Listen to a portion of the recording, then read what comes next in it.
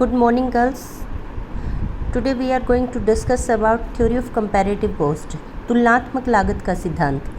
ये अंतर्राष्ट्रीय व्यापार से जुड़ा हुआ सिद्धांत है और ये सिद्धांत रिकार्डो द्वारा दिया गया था। तुलनात्मक लागत का सिद्धांत एक्चुअल में जो क्लासिकल और नियो क्लासिकल अर्थशास्त्री थे उन्होंने अंतर्राष्ट्रीय व्यापार या यूँ कहें कि व्यापार के कारणों की व्याख्या करने के लिए कुछ कारणों की खोज की थी, तो उसके तहत ये सिद्धांत दिया गया था।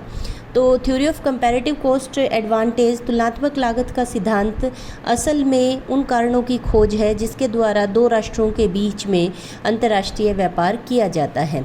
अंतर्राष्ट्रीय व्यापार के शुद्ध सिद्धांत pure theory of international trade के संबंध में जो देशों में विनिमय प्रणाली, जो वस्तु विनिमय प्रणाली है, इसके अंतर्गत इस सिद्धांत को डिस्कस किया गया था रिकार्डो के द्वारा। बाद में इसको मनी के अंदर कन्वर्ट किया गया था, लेकिन अभी हम जो इसमें करेंगे इसमें हम वस्तु विनिमय प्रणाली के तहत ही इस सिद्धांत का अध्ययन करेंगे। असल में अंतर्राष्ट्रीय व्यापार के संबंध में दो सिद्धांत हैं जो लागत सिद्धांत से जुड़े हुए हैं। एक है आपका एब्सोल्यूट या जिसे हम कहते हैं निरपेक्ष लागत का सिद्धांत, और दूसरा सिद्धांत जो है वो है कंपैरेटिव कॉस्ट, जिसे हम तुलनात्मक लागत का सिद्धांत कहते हैं।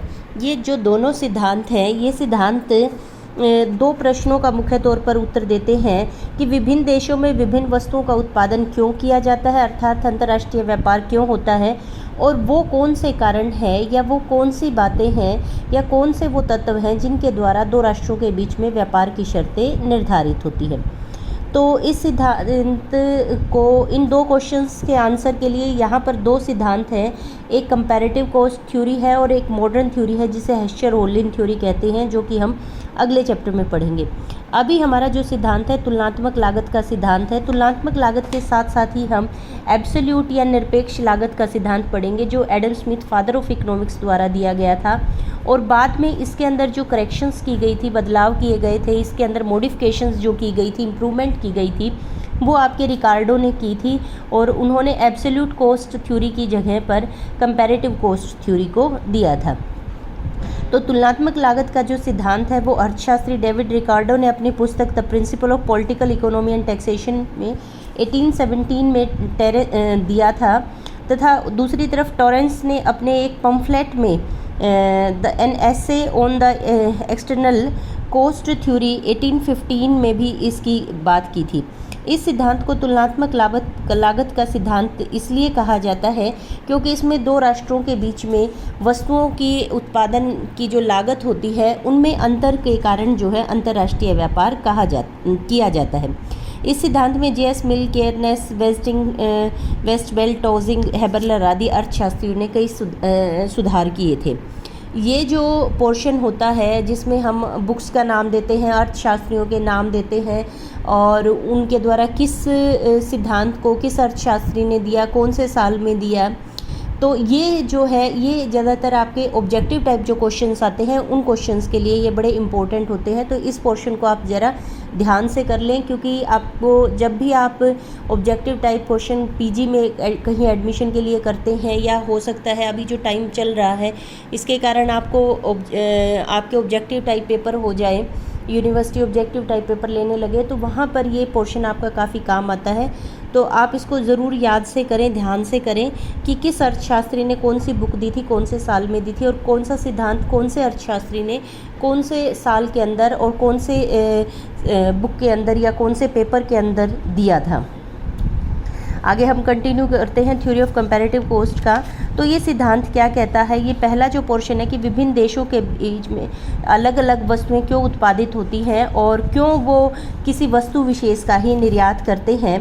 तो इस सिद्धांत का उत्तर देते हुए रिकार्डो कहते हैं, रिकार्डो या एडम स्मिथ ने पहले कहा था क्योंकि दो राष्ट्रों के बीच में वस्तुओं की जो उत्पादन लागत होती है उनके अंदर अंतर होता है।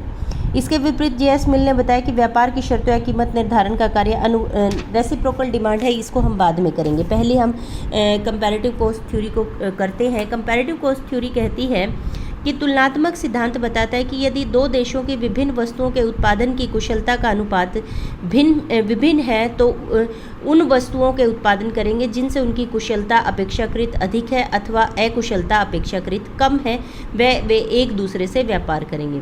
इसका कहने का मतलब है कि कोई भी राष्ट्र उस वस्तु का उत्पादन करेगा जिसमें उसकी स्पेशलिटी, जिसमें उसकी विशिष्टीकरण जो है, स्पेशलाइजेशन जो है, वो दूसरे राष्ट्र की तुलना में अधिक है। गेहूं जो है इंडिया के अंदर भी उगाया जाता है और पाकिस्तान के अंदर भी, तो यहाँ पर उनकी उत्पादन लागत देखी जाएगी कि जिस राष्ट्र के अंदर उत्पादन लागत कम होगी वही राष्ट्र उस वस्तु के उत्पादन के अंदर स्पेशलाइज होगा और उस राष्ट्र को उसी वस्तु का उत्पादन करना चाहिए जिसमें उसकी स्पेशलिटी ज़्यादा होती है। कई बार ऐसा होता है, जैसा कि मैंने पिछले लेक्चर में भी बताया था, कि कुछ राष्ट्र ऐसे होते हैं कि जिनकी दोनों ही वस्तुओं के अंदर स्पेशलिटी ज़्यादा होती है दूसरे राष्ट्र की तुलना में, और एक राष्ट्र की तुलनात्मक रूप से दोनों ही वस्तुओं के उत्पादन में जो स्पेशलिटी होती है, जो विशिष्टीकरण होता है, स्पेशलाइजेशन होता है, वो कम होता है। तो जिस राष्ट्र के अंदर अधिक होता है तो वो कंपेयर करेगा कि दोनों वस्तुओं में से मेरा तुलनात्मक स्पेशलिटी या तुलनात्मक जो विशिष्टीकरण है किस वस्तु के उत्पादन में अधिक है, तो वो उसी वस्तु का निर्यात करेगा। और दूसरे राष्ट्र जिसकी दोनों में ही स्पेशलिटी कम होती है तो वो उस वस्तु का निर्यात करेगा जिसमें उसकी तुलनात्मक रूप से स्पेशलिटी का जो अंतर है, विशेषता का, विशिष्टीकरण का जो अंतर है वो कम होगा, वो उस वस्तु का निर्यात करेगा। अभी इसको हम एग्जाम्पल से समझेंगे आगे। अभी ये डेफिनेशंस हैं, इनमें से कोई भी आप 2 डेफिनेशंस या 3 डेफिनेशन अपनी क्षमता अनुसार कर सकते हैं। सभी डेफिनेशंस का मीनिंग लगभग एक जैसा है कि एक देश उस वस्तु का निर्यात करेगा जिसमें उसे तुलनात्मक लाभ अधिक है तथा उस वस्तु का आयात करेगा जिस वस्तु में उसका तुलनात्मक हानि कम है। इस सिद्धांत की मान्यताएं क्या है? ये सिद्धांत मानकर चलता है कि केवल 2 ही वस्तुएं हैं, 2 देश हैं और 2 ही वस्तुओं का उत्पादन करते हैं।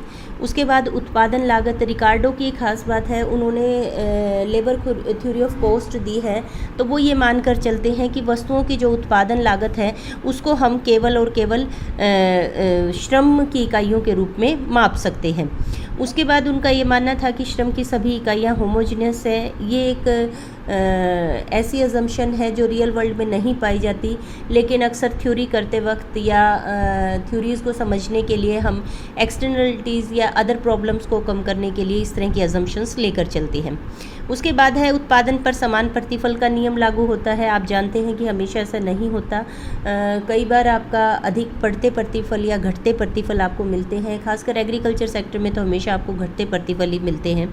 फिर भी यहाँ पर हम ये नियम मानकर चल रहे हैं कि जिन वस्तुओं का हम उत्पादन कर रहे हैं 2 वस्तुओं का दोनों राष्ट्रों में, तो दोनों को स्थिर प्रतिफल के नियम के तहत वो उत्पादन हो रहा है। उसके बाद है उत्पादन के साधन देश के अंदर गतिशील है परंतु 2 देशों के बीच में पूर्णतः गतिहीन है।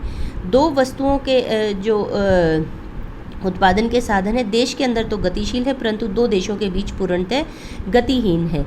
ये यहाँ पर जो पिछले चैप्टर में हमने किया था कि अंतर क्षेत्रीय और अंतर्राष्ट्रीय व्यापार में अंतर होता है, तो रिकार्डो इसी बात को मानते हुए इस अजम्पशन को साथ लेकर चल रहे हैं कि 2 राष्ट्र अंतर्राष्ट्रीय व्यापार और अंतर क्षेत्रीय व्यापार में अंतर होता है।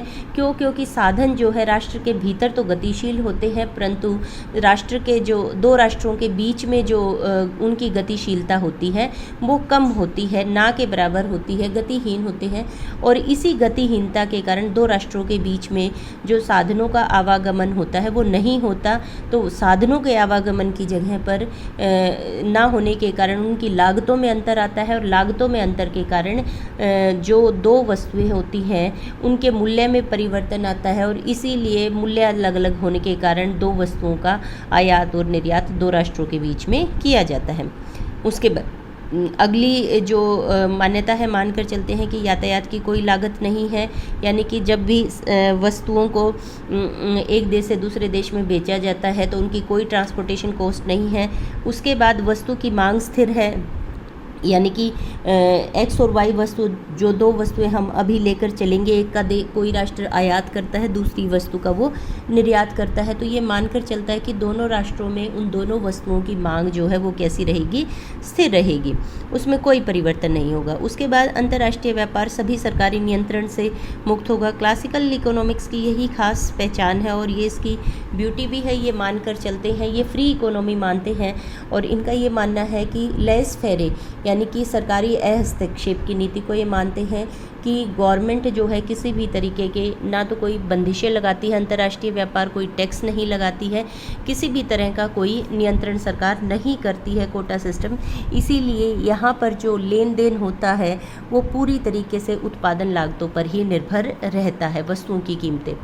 उसके बाद ये मानकर चलते हैं कि सभी देशों में पूर्ण रोजगार है। क्लासिकल इकोनॉमिक्स की एक खास पहचान है, वो यही मानते हैं कि किसी भी राष्ट्र में दीर्घकाल के अंदर सभी साधन पूर्णतः रोजगार पर लगे होते हैं, अर्थात उनमें कोई बेरोज़गारी नहीं पाई जाती। क्योंकि यदि बेरोज़गारी होती है तो यहाँ पर जो संभावनाएं होती हैं मांग के अनुसार उत्पादन घटने या बढ़ने की, या कीमतों में परिवर्तन आने की, या एग्रीगेट डिमांड और सप्लाई के अंदर अंतर होने की, इस तरह की कई समस्याएं उत्पन्न हो जाती हैं। तो ये मानकर चलते हैं कि अर्थव्यवस्था में हमेशा पूर्ण रोजगार की स्थिति है। उसके बाद है वस्तु बाजार तथा साधन बाजार में पूर्ण प्रतियोगिता पाई जाती है।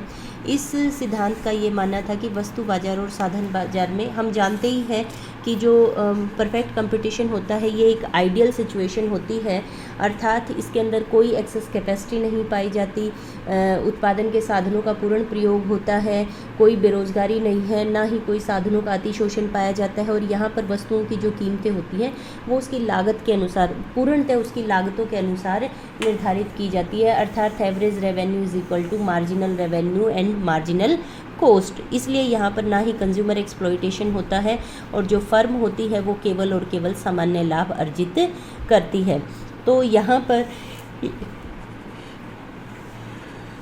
इम्परफेक्ट मार्केट्स के बिहेवियर को अवॉइड करने के लिए, इम्परफेक्शंस को कम करने के लिए माना गया है कि अंतर्राष्ट्रीय व्यापार के दौरान वस्तु बाजार और साधन बाजार दोनों के अंदर पूर्ण प्रतियोगिता पाई जाती है। इसके बाद हम बात करते हैं अंतर्राष्ट्रीय व्यापार का क्या आधार है। जैसा कि मैंने आपको बताया था, दो सिद्धांत थे, लागतों में निरपेक्ष अंतर, लागतों में तुलनात्मक अंतर और लागतों में समान अंतर।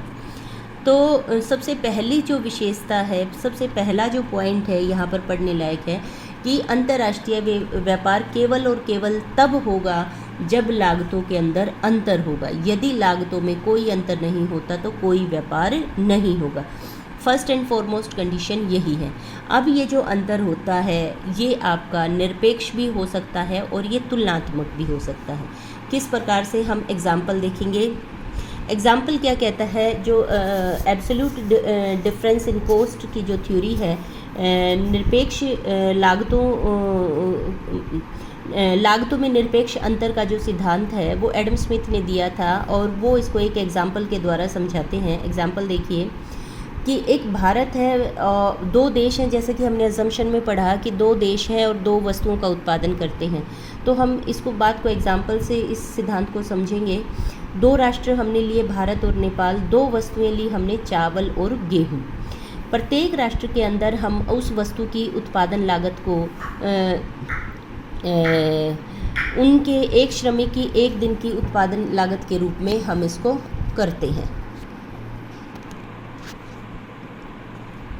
एक मिनट।